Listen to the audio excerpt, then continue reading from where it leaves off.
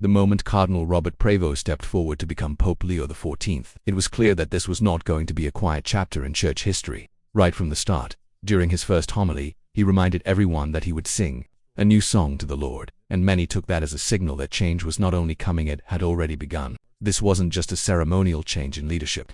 It was a turning point for the Catholic Church. The man who took the name Pope Leo XIV wasn't just taking on a role. He was carrying a message that echoed across pews and pulpits around the world. Things are going to be different now.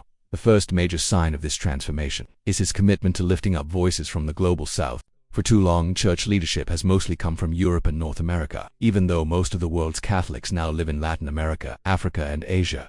Pope Leo XIV has seen this imbalance firsthand. His deep ties with communities in Latin America and the developing world mean he understands their struggles and strengths in a very real way. Now, with him leading the Vatican, bishops and cardinals from these regions are finally being considered for top roles. This means more cultural perspectives, new ways of interpreting faith, and a leadership that actually looks like the global church. It's not just symbolic, it's structural, and it's long overdue. Then there's the question that has lingered over the Catholic Church for decades: priest shortages in rural and underserved regions. Masses are sometimes unavailable for weeks, even months. Pope Leo XIV isn't calling for an end to celibacy, but he's opening the door to a long-avoided conversation. He's considering the ordination of older married men known as viri probati who have proven themselves faithful.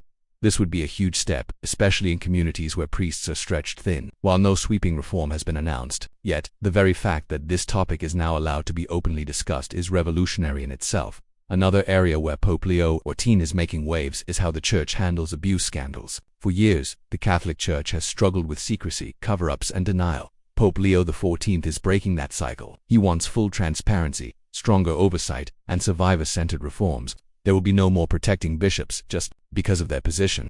Under this new pope, every single clergy member, no matter how high up, will be held accountable. He's creating independent review boards and pushing for global consistency in how abuse cases are handled. For many survivors and their families, this isn't just policy, it's healing. When it comes to women in the church, Pope Leo XIV is pushing for serious change. Now, this doesn't mean women will suddenly be ordained as priests. That remains outside current doctrine. But what is changing is the amount of power and influence women can hold. The new pope is expanding women's leadership roles in the Vatican. He's making sure their voices are heard in synods and major decisions. He wants women to lead theological discussions and head pastoral programs. These aren't small gestures, they're stepping stones toward true equality. In a church that has often sidelined women, this shift is powerful and full of potential. One of the boldest moves Pope Leo XIV is making is related to how the church makes decisions. For centuries, most major decisions came from the Vatican. But Pope Leo is shifting that power, at least partly, back to the regions. He's empowering local bishops to address local issues. Whether it's moral questions or cultural traditions, local communities will have a louder voice. That means African bishops can speak for African Catholics. Latin American bishops can address their own communities, and so on. This decentralized model isn't chaos, it's connection. It brings the church closer to the people and creates a more responsive, real-time form of leadership. Climate change is also at the heart of this new papacy. Inspired by Pope Francis's teachings but taking them further, Pope Leo XIV is ready to call out both governments and corporations that harm the environment. He sees the planet as a sacred gift that we've failed to protect. His speeches have already included strong warnings against pollution and climate denial. He's working to build alliances with indigenous communities and environmental leaders. He's embracing eco-spirituality, where protecting the earth is seen as a form of worship. The church, under him, won't just talk about the environment, it will act. Now let's talk about something that would have been unimaginable just a few decades ago: the Catholic Church on TikTok. Pope Leo XIV understands that if the church wants to reach young people, it has to meet them where they are. That means online. Plans are already being made to expand Vatican communications into the digital age, where we're talking about interactive catechism sessions, live streams with clergy, and creative digital outreach. Even the metaverse is being explored as a way to spread the gospel. This is more than just marketing, it's a recognition that faith doesn't belong in a bubble. It has to live where the people live, and today that includes the digital world. The Pope's approach to LGBTQ+ issues is also sparking attention. While traditional teachings remain the same, the tone is shifting dramatically. Pope Leo XIV is not here to judge or condemn. He's here to welcome. He's working to create safe spaces within the church for LGBTQ Catholics. He supports open dialogue and compassionate pastoral care.